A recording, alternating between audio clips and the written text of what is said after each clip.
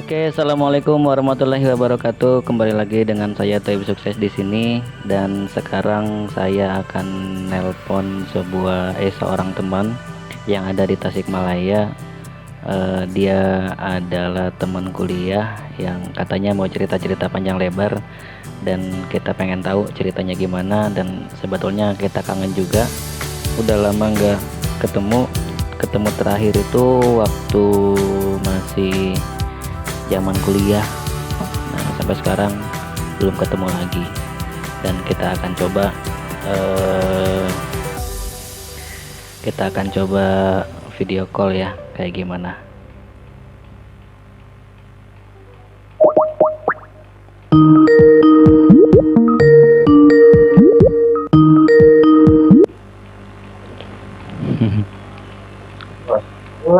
Halo. Halo, assalamualaikum. Waalaikumsalam. Kok kamera saya nggak ada ya? Kameranya nggak ada, bener kok. Kebalik. Aduh. Halo. Oke, teman-teman, ini dia Niko Zalisman dari Tasikmalaya, seorang pengusaha. Waduh. Seorang Kecil pengusaha kecil nih, dari Bang. Tasikmalaya. Gimana kok kabarnya kok? Iya, kabarnya baik, Bang Toi. Bagaimana sebaliknya, Bang Toi? Alhamdulillah, alhamdulillah. Kabarnya baik. Baik banget nih. Lagi dalam keadaan baik banget nih. Oh iya, Iya, terakhir kita alhamdulillah ya. ketemu tahun berapa ya? Waduh, udah lama sekali ya, Bang Toi ya. Kita nggak ketemu udah Tahun 2000, beberapa tahun ya. tahun Udah ada 5 tahun lebih ya, Bang ya. tahun 2014 terakhir ketemu itu. 2014 ya. Iya, iya, iya. Ya, terakhir ketemu tahun 2014, sekarang tahun 2020, berarti 6 tahun lah ya. 6 tahun ya nggak Kurang ketemu. lebih Woi, kurang abang lebih 6 tahun. tambah gemuk aja nih bang. Alhamdulillah ini. Dan sukses sekarang ya udah gemuk. Eh, Oh ya, nah, semenjak kita lost contact dari mulai kuliah, nih ngapain aja nih seorang Niko Zalisman nih?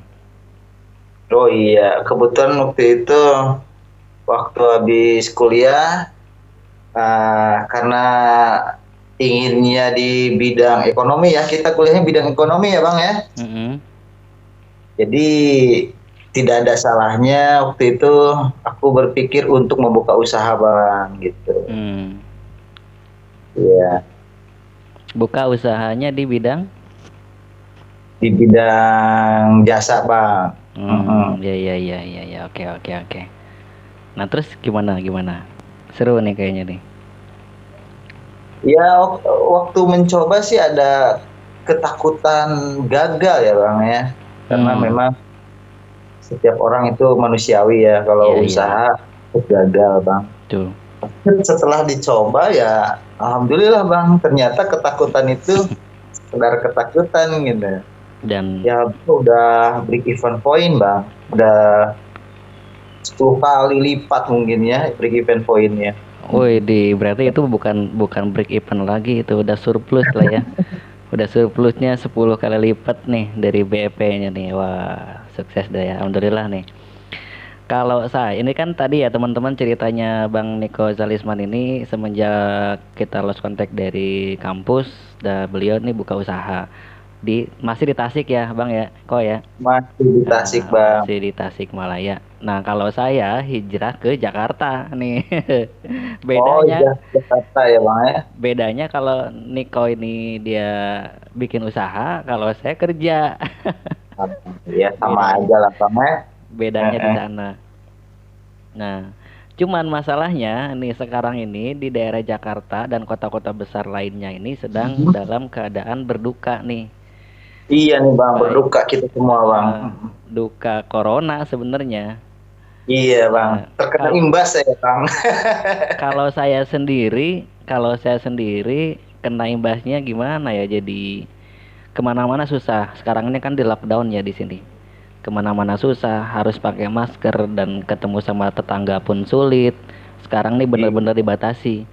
dan buat pelaku usaha menjadi sulit dan tidak menutup kemungkinan karyawan itu menjadi sebuah sasaran target PHK. Ini nggak bener-bener Betul. real. Sekarang di Jakarta sudah banyak banget yang kayak begitu. Nah, artinya Iya. posisi saya pekerja ini terancam nih hari ini karena ekonomi sangat-sangat bener-bener anjlok. Nah, kalau di Tasik gimana nih Bang Niko nih kabarnya nih? Ya, informasinya dari Tasik kemarin ada berita ya 10 positif. Satu orang meninggal dunia Hmm. di Tasik yang kemarin ya 10, nggak tahu yang sekarang. Hmm. Dan laporan ODP udah 700 orang yang dari kota ke Tasik. Hmm. Kalau segi ekonomi ya kita sama Bang ya, nggak jauh beda nih. Hmm. Hmm. Semuanya Hmm. pada tutup gitu. Hmm. Usahanya termasuk saya juga tutup juga karena kan usaha saya kan banyak apa istilahnya itu Di bidang internet lah ya. menimbulkan banyak kerumunan Hmm. gitu. Jadi di Iya. situ. Berarti udah berapa bulan tutup nih usaha nih? Kalau aku udah 3 minggu nih Bang, 3 minggu Tiga. lebih lah ya, hampir sebulan lah Bang. Mm-mm. Wah, berarti banyak banget ya udah kehilangan. Kerugiannya udah banyak ya. Iya Bang, jadi kemarin tuh kan sebelum adanya apa karantina ya, karantina Hmm. wilayah, kita itu udah latihan perang dulu Bang ya. Kita latihan perang dulu. Ternyata perangnya belum nih Bang ya. Ternyata pulangnya belum, bener, belum. Iya betul, kita udah tutup, perangnya belum. Oh ternyata kemarin latihan gitu kan. Heeh. Iya bener, kita juga di Jakarta sama. Saya pikir karantina mandiri yang kemarin 14 hari itu emang udah bener-bener fix nih. Ternyata ada lagi PSBB. PSBB nih yang baru nih. Nah, saya pikir PSBB ini apaan? Ternyata karantina PSBB iya. mandiri yang benernya, yang benernya. Nggak tahu nih kabarnya nggak tahu 4 bulan Dimulai. nggak. Heeh. Bener nih. Nggak tahu 4 bulan nggak tahu berapa bulan ini ya. Sebenarnya wabah ini ada positif, ada negatifnya, Bang. Iya. Mm-mm. Seperti Abang kemarin tulis status kan di WhatsApp itu aku Hmm. baca. Hmm. Ada positifnya, jadi keluarga bisa ngumpul gitu. Iya bener. Udara Jakarta sekarang lebih bersih ya. Mm-mm. Nah, nah Lebih bersih ini saya gitu. pengen tanya nih, penasaran nih. Menurut Niko Zalisman, seorang analisa dari Fakultas Ekonomi nih, memandang tentang COVID Corona ini bagaimana dari sudut pandang ekonomi ini? Saya pengen tahu nih, apa nih, bagaimana sebenarnya? Apa sih yang terjadi gitu? Kalau dari segi sudut pandang ekonomi ya, jelas Ah. ini merugikan banget ya Bang ya. Kita Hmm. semua terkena imbas lah. Tidak ada satu orang pun di dunia ini yang nggak rugi gitu. Ya. Semuanya pasti rugi. Hmm. Ya gimana lagi? Ini sebenarnya wabah pandemik ini bukan hanya terjadi sekarang ini, tapi dulu-dulu Bang pernah Hmm. ada juga Bang yang Ya. kayak gitu. Mm-mm. Ya, sebelum Masehi juga kabarnya sudah terjadi memang.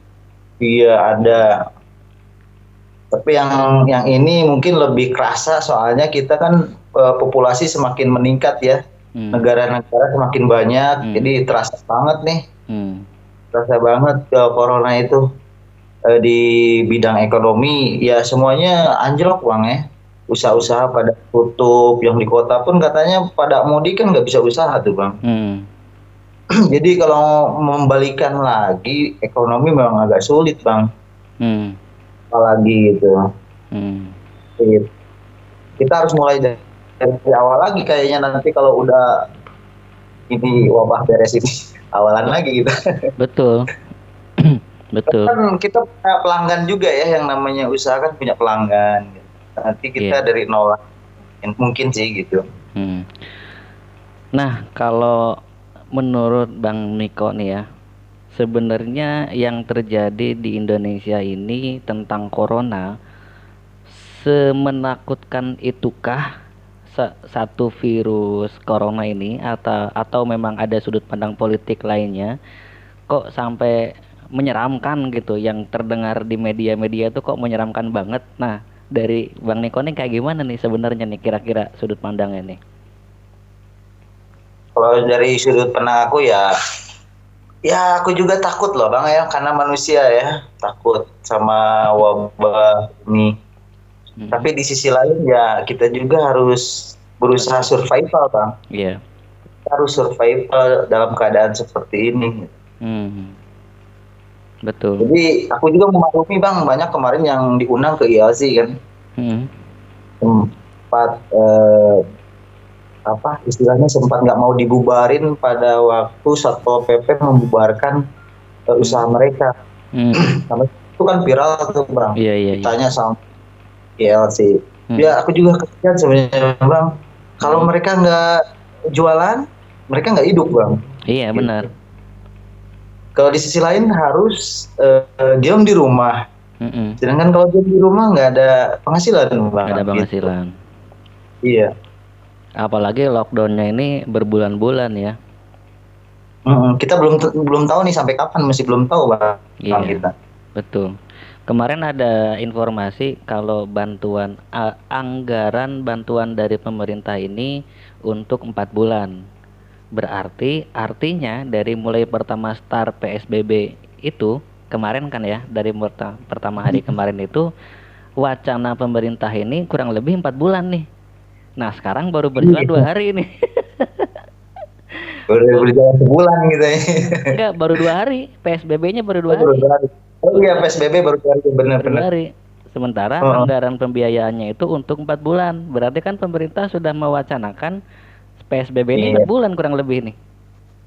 Iya, nggak tahu nih Bang, sanggup apa enggak nih? Kayaknya kita pemerintah akan mengubah kebijakan deh Bang. Tapi Tapi kalau menurut kebijakan kan kalau nggak akan ada menurut yang tahan saya, Bang. Gimana? kalau menurut saya sih kayaknya begini ya, yang namanya hajat hidup orang banyak dan kebutuhan hidup orang banyak itu walaupun Mm-mm. dalam keadaan perang, nah contohnya begini, menariknya Ya. itu waktu pertama kali ada bom Tamrin kemarin di Jakarta, ada bom apalagi itu banyak banget, di tengah jalan itu ada bom, ada pelaku bom lagi ramai wartawan sana sini polisi lagi bersiap-siap. Nah, di pinggir jalan itu ada orang lagi dagang nyantai aja. Lagi dagang nyantai aja nggak takut nih. Iya. Nah, saya pikir sih di Indonesia yang akan terjadi itu begitu ketika PSBB ini terlalu lama. Jadi wabah mau wabah menyebar ke masyarakat, orang yang lagi butuh nyari makan, ya biasa aja nyari makan sendiri di seperti biasanya gitu. Cuma bedanya pakai masker doang kali, bedanya cuma begitu. Soalnya yang namanya perut itu kan memang susah untuk dibendung ya. Untuk kalau masalah lapar apa aja dilakukan gitu. Nggak mereka kayaknya masyarakat nggak bakalan apa namanya peduli dengan PSBB lah apalah, soalnya kan perut nih ceritanya perut Iya, nih, ini urusan. urusan perut. Nah, mungkin alasan seperti itulah pemerintah menyediakan dana kurang lebihnya untuk jatah waktu 4 bulan. Cuma yang jadi masalah, dapat nggak tuh, pernah dapat nggak? Iya. Soalnya datanya ya, karena gini Nah, Bang, sekarang ini banyak orang yang statusnya berubah Bang ya. Yang hmm, dulunya mampu, sekarang jadi nggak mampu. nah itu dia, Nah, statusnya kan berubah itu dari betul. orang mampu menjadi tidak mampu karena apa usahanya nggak jalan gitu. Hmm, iya. Kan ada penambahan bantuan kan kepada Hmm, masyarakat dari perubahan status itu. hmm, Apalagi yang dari kota ke desa itu juga merubah status yang tadinya didata di apa di desa itu misalkan ya 1.000 orang yang kurang mampu, kalau ada yang dari kota mungkin menambah Bang ya, jadi nambah. 1.000 mungkin gitu Hmm, pertambahannya. Jadi iya, karena usahanya nggak jalan ya selama mm-mm, beberapa bulan ini. Iya, sekarang pasti yang berubah status. betul. Ya aku Bang berubah status. Aduh. Jadi ini harapan Bang Niko untuk ke depan Indonesia ini gimana nih Bang nih kira-kira nih?